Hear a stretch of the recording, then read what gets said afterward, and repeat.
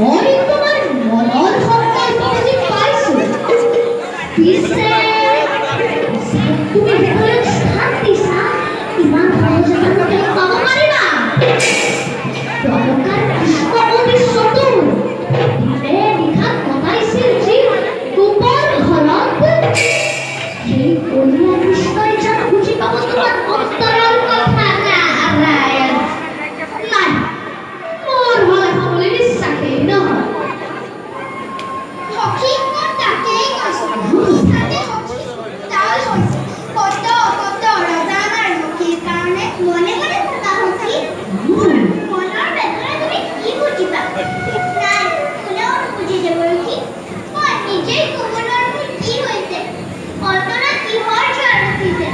দেৱৰখী, আপোনাৰ চৰণত ধৰিছো, মোক কথা নিদিব। কৃষ্ণ বিনে আন স্বামী মই প্ৰাণান্তেও মানিব।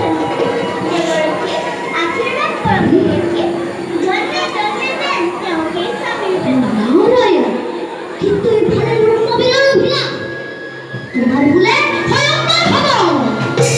স্বয়ংবরক বর রূপে নিমন্ত্রণ করিব শিশুকালক, যথা সময়ত শিশুকাল আহি পাব।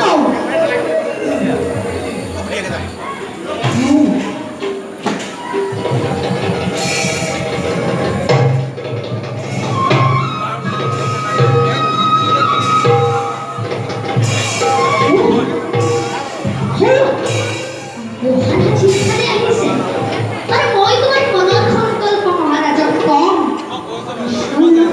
বিবাহৰ চাউলি আৰু যদি মহাৰাজে সন্মতি প্ৰদান কৰে, তেন্তে ভালৰেই কথা না।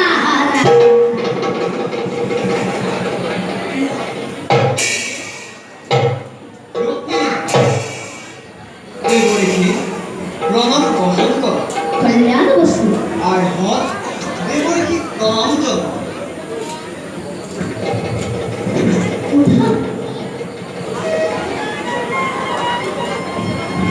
আর জয় হত তোমার মাতৃক কোয়াগৈ দেবরীর কারণে বৈদ্য ঐক্য যোগাড় কর। ভাল পিতা।